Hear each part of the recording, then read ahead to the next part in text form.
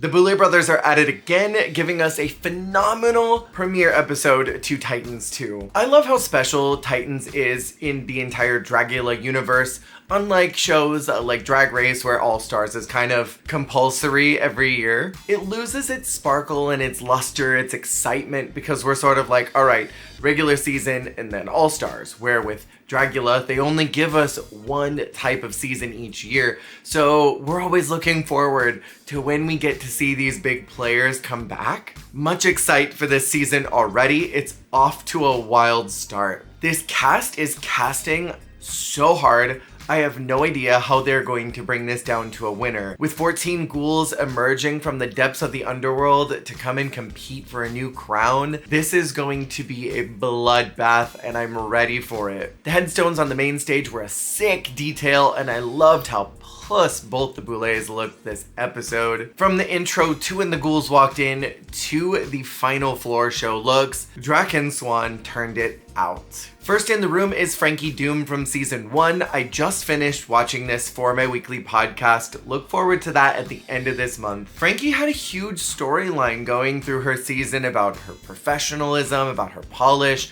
Everyone thought that she could have won that first season because she was the definition of what Dragula stood for. I love Frankie's look in that red mesh, and a great start to this episode, but I do have to punctuate early. Frankie was missing in the edit. And that leads me to worry about where she's going to fall through the rest of the season, if she's even coming back at all next week, because I didn't notice her. And I think that might be a problem with 14 ghouls, is some of them are going to get overshown by some of the drama in the room. Next in is Jaharia from season 6 in that sickly neon green, but looking sickening. I love Jaharia this whole episode. This time Jaharia's there to just show all of the great parts of who they are and connect that with the Dragula thesis, and I think they did that. Next is Priscilla Chambers coming in from season 3. Looking a bit like redneck Elvira.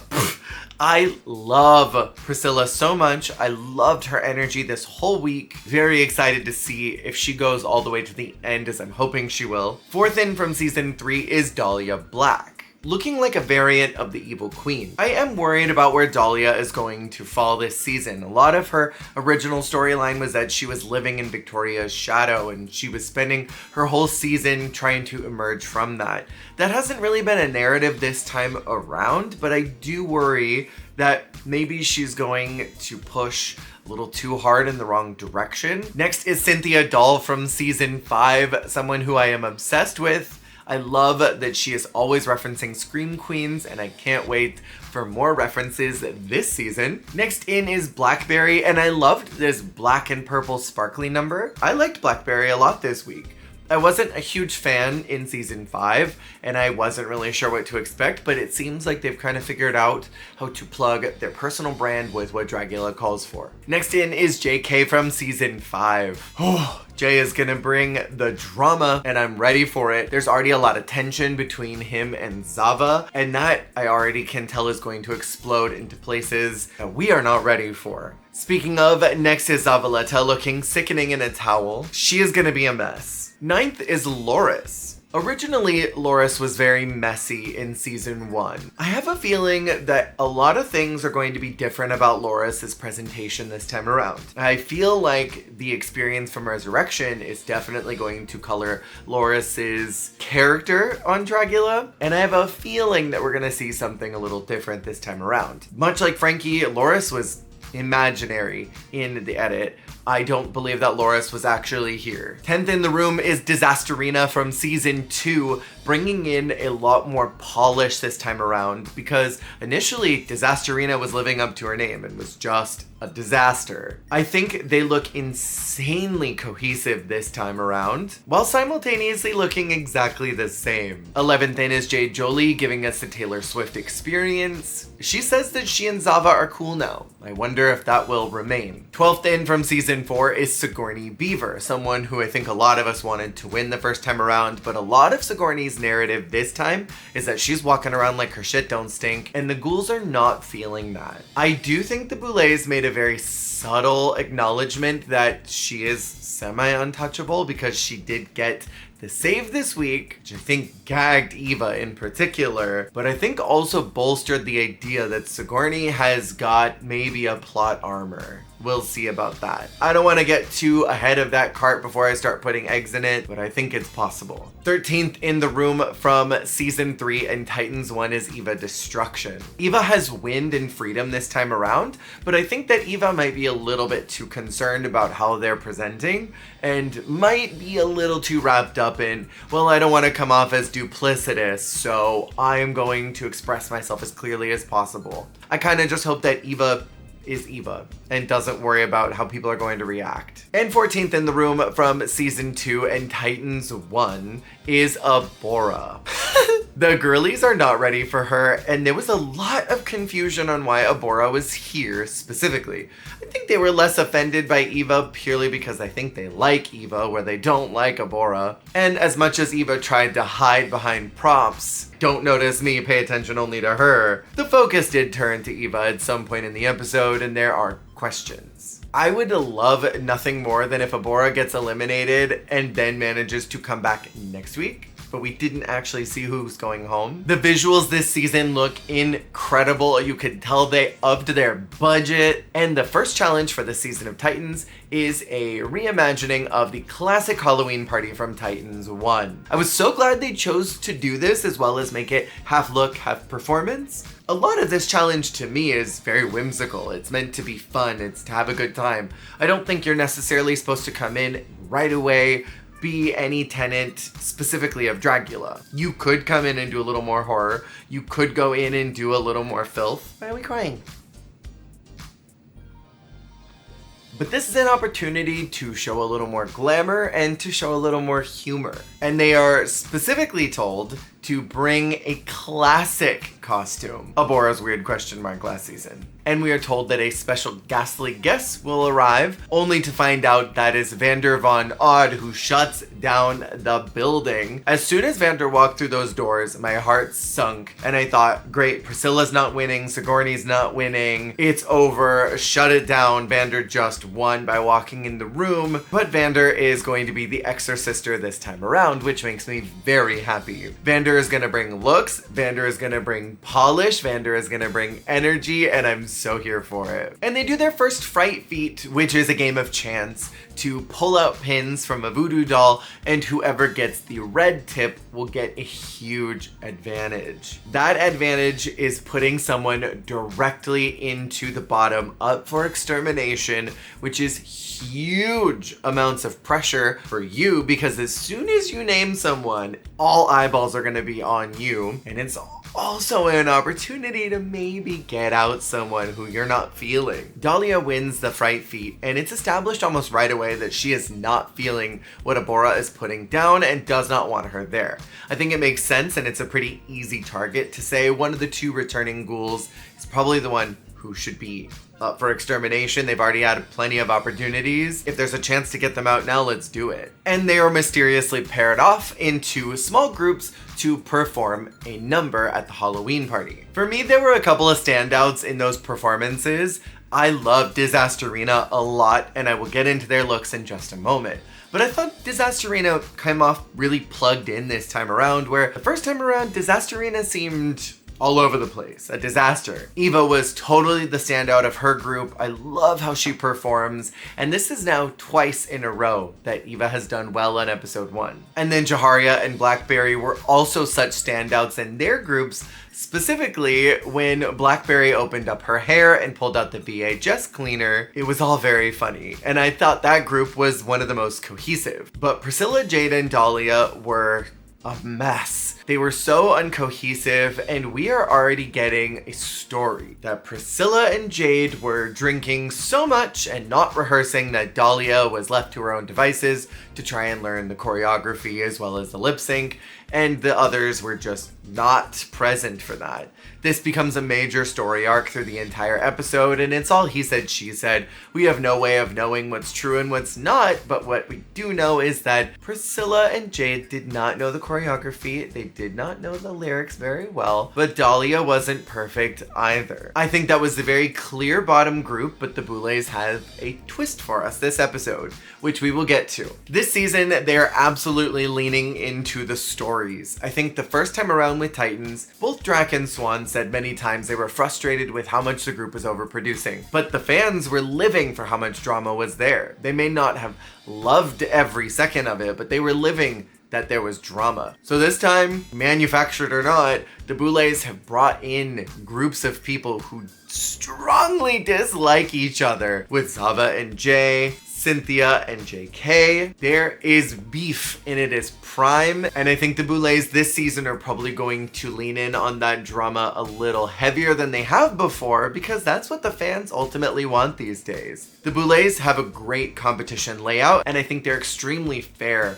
and discerning with how they produce their show, but I think it's okay if they lean in a bit on that television. It's what a lot of us want. So let's talk about these looks from the house party. First off, as I mentioned already, the Boulets looked incredible. They ate this whole episode. I love the pops of orange underneath that black for the deliberation costumes. They're doing small wigs very well this season. Drag queens have a hard time pulling off short femme wigs because it can make their heads look too oblong or gigantic, but the way they're proportionizing is really helping with their facial features and this small scale of these wigs. Victoria is the guest this week, and I love that glow-in-the-dark skull makeup. It was the theme park artistry that I'm here for. In the house party, we did not get title cards that shared what the contestants were, so I can only assume based on what I saw that Sigourney was the devil. To me, it wasn't giving devil so much as it was giving like a tiefling, but I loved that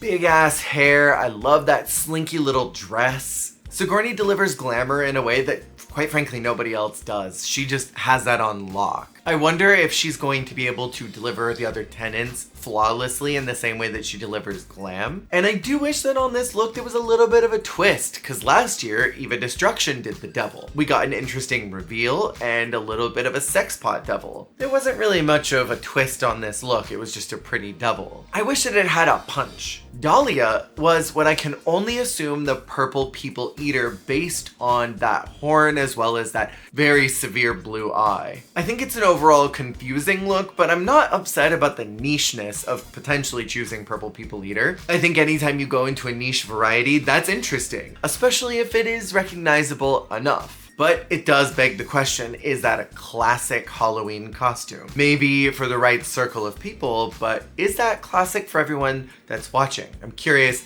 if y'all picked up on who that was. On top of the fact that this is also a lip sync challenge and the mouth was not super visible, so it fails conceptually on that end. Blackberry is portraying a mummy. This is super classic and I love the twist on it. This is what I wanted to see from Sigourney, a twist. I loved the giant scale of the hair. I loved the big breasts. And what I thought was most visually interesting is that there's a green bodysuit underneath the wrapping. So you can see this color popping out as you would with a body that's been wrapped up, because wrappings are going to be somewhat transparent. It was giving me the full fantasy. Very well done. Frankie was a purple something. Was it a werewolf? Is it a monster under the bed? I was confused by it, and the color story didn't help lessen my confusion. It was just kind of a nothing burger of a look. It's very gay at WeHo, like, I'm a slutty pup, a roo. Priscilla is a 70s styled werewolf. I love that orange jumpsuit with that funky flower pattern on the lapel. I love that this was themed. Not a lot of other contestants thought about theming their look in a specific tailored way like Priscilla did. To me, it was reading a little bit like there's one Shaggy spin-off where he goes, I think, back to the ghoul school and competes in like a drag racing. And it was giving someone from that universe, someone who is a werewolf in that very stylized look.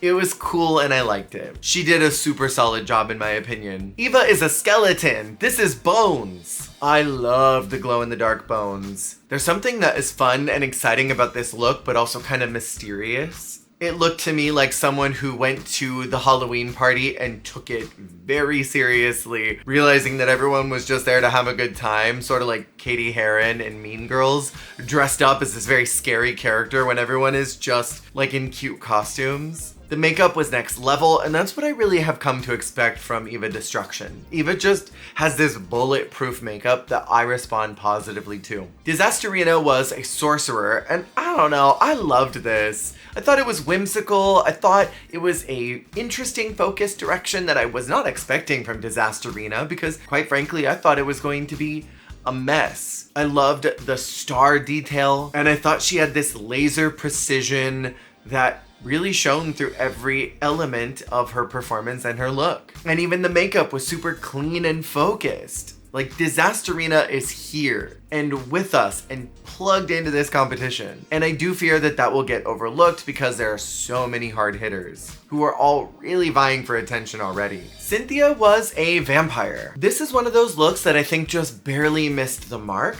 I like the hair, I like the makeup, I like the fangs. Basically everything from neck up. I think the costume is fierce. I love the shape and the sculpted nature of the entire look. This mix of black and red that almost looks like tree bark was whimsical. It was giving me high fashion couture. And there's a place for that in Dragula. And I think that is something that I look to when I think about vampires, is an element of couture. What I think is missing from it is some fragility. Vampires are hard and tough. Their costumes support that. But in the most iconic imagery of vampires, even to modern day vampires, there's something that's frilly and soft to show a little bit of their vulnerability. That even though they can't age and they're basically indestructible, there are things that can kill them. These soft, fragile details of their costuming support that they are not just this invulnerable creature. And there was some lace details along the costume, but I think that could have been on the wrist instead of those big circular cutouts. And I think that would have brought it to the next level. Other than that, it's solid. Abora is this gross scarecrow incorporating viscera into the look, but it was whimsical and fun at the same time. I like what Abora did. I have no notes. JK was a pink werewolf. There were a lot of werewolves during this floor show, but I think this was the one that was the most interesting visually because it's pink. Love pink. However, there was something a little poodle-like about the execution with the way that the paws were a little fluffier than the rest of it. That I didn't respond to that well, but overall I enjoy the whimsy of this look. It's on a good journey and I like where Jay took me. I think the biggest miss was in that patchwork shredded crop top, which I think was maybe meant to signify when a person transforms into a werewolf, their clothes rip off and sometimes only shreds of those clothes are left on their body. I think the shredding of this shirt looked a little more intentional than unintentional. I didn't really love the patchwork nature of it. And I think had it maybe looked a little like this was on me before I transformed and then ripped off when I did, or if it had gone more in like a Scott route like in Monster Prom where it was something a little more fitted like a tank top, I think that could have been fun and sexy. Zavaleta was a something. She says that it was a ghost. I don't think Zava knew what it was, and I think Zava was bullshitting when it got to deliberation. I love that Bob that had no business being there, but maybe for reasons that I shouldn't have. Like, it wasn't cohesive with the look, it was just funny. I think it was a really big miss and it was not right for the challenge, but at all. I don't think any element of this told me what it was meant to tell me, which was that this was a ghost. And I think my rule is if I can't figure out what you are after evaluating it, that's an automatic bottom placement. Where I think the Purple People Eater that was done by Dahlia, at least I could figure out what it was by looking at it enough. I would never look at this and go, oh, that's a ghost. Because I truly don't know what it was. Jaharia is a spider queen, and I think this might be my favorite look of the entire night. I love her energy. She just looks like she's there to have a good time, and I respond well to that. It makes me like it more. I think the arms are interesting, the makeup was cool. I love the big hair because it drags up the look in a way that I think really only Blackberry accomplished. Like, both of these divas worked so hard to make their looks draggy. And where I think Eva had the overall concept down, I think it had more visual artistry and maybe a little more finesse than it did that like good old drag night look to it. And I think both Jaharia and Blackberry accomplished that. This to me looks like a drag performer who's performing at a Halloween event more than just someone who showed up to the Halloween party and looked really badass while doing it. And I loved the red pop of that sweetheart corset over that black latex. Ugh! It was everything. Jade is an unblended witch. This was a huge miss. And I don't understand why Jade went green. I mean, I guess I understand. Green is very much a classic witch color, but the hands were nude and parts of the neck were nude and the underside of the arms were nude. There was no color dimension to any of the green. It was just lacking a lot. It could have used one of those morph suits underneath it. It could have used couple more hours of airbrushing. She could have just gone with a normal flesh-toned witch, added more moles to it, and really just leaned into the glam of it all. I don't know if it needed to be green if she didn't have the makeup skills to make all of the elements work properly. And then last is Loris as a skeleton. This is a super clean look, remarkably unimpressive. I personally enjoy the boots as well as this punk rock mohawk with the overall look. It was giving me kind of leather daddy. The screen printed bones were meh, but I didn't hate them. I think it was missing an element of whimsy that a lot of the others in this challenge were able to achieve. The highlight for me was this glittery crystal-like makeup. That was the selling point right there. And I can't read Jade's makeup without also talking about Loris having a problem where this whole area was not blended properly. Maybe it sweat off, but that's a part of understanding what your makeup looks like and not showing the parts that weren't done correctly. Overall, I thought the performances were really cute. Each group was fun to watch, with the exception of Dahlia's group. I did not understand nor vibe with the red light segment. That was a little discordant to me. Dahlia then puts Abora up for extermination, and Eva is eventually called as the winner of the whole challenge.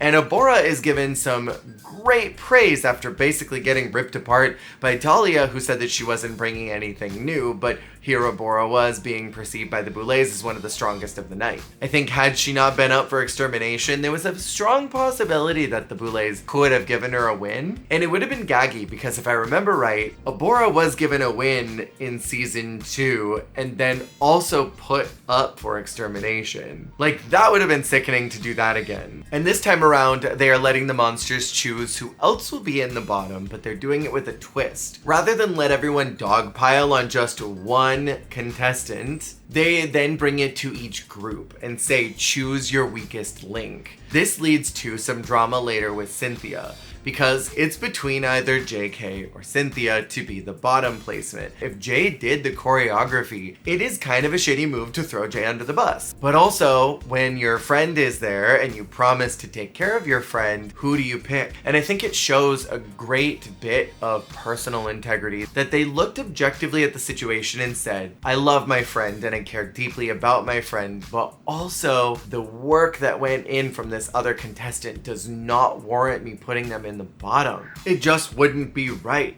But Jaharia was ripped apart by having to do this and making them be the deciding factor after they both voted opposite of each other, with Blackberry voting for Cynthia and Jaharia voting for Jay, them having to come together and make a decision. I can only imagine the conversation was, Jay is the reason why we did so good. We cannot put him up for extermination as much as we love Cynthia, because it can't be either one of us. So it's gotta be one of them, and we have to do the right thing. It sucks, but it's the right thing. And high-key Loris says that she would have put herself up for extermination? What? I didn't understand that mentality at all. Like, is Loris ready to go already? Or does Loris just think that she could beat anybody in an extermination, so put her there at the beginning and she'll knock a bitch out? And with this drama happening in the cauldron of Eva saying that she was going to choose Sigourney to be up for extermination,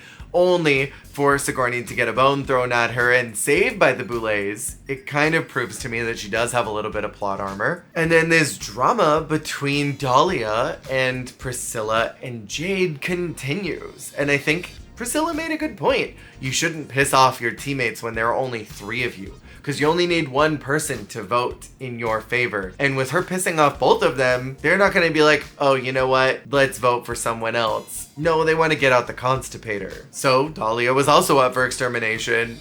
Karma's only a bitch if you are. They then have to do the bridge jumping extermination challenge, and we do not find out who died.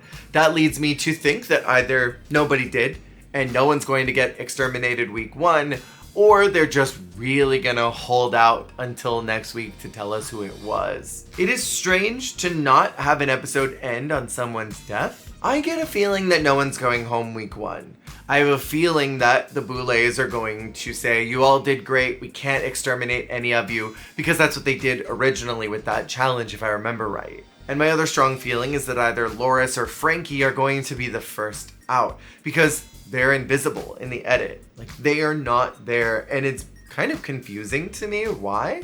I think that's going to be a challenge this season, as there are so many ghouls. Who do they focus on each episode? Who do they give spotlights to? And people that are maybe not going to last very long, will they get pushed to the front? I think the Boulets have always kind of struggled with who to give camera time to and who to give edit time to, because they don't want to prime us in the same way that Drag Race does, where they show someone having an emotional breakdown and they're talking about their dead relatives, and that happens to also be the week that they go home. If Frankie or Loris go home early, as I suspect they're going to, how much edit time are they going to get? Also, with Zava being so agitated already with the room, I wonder how much longevity they're going to have. I also wonder how much mental stamina I have to deal with all that drama. Who are you rooting for so far? Who do you hope will come back next week if there is in fact an extermination? I will be reviewing this season in its entirety from start to finish. I will see y'all on the flip.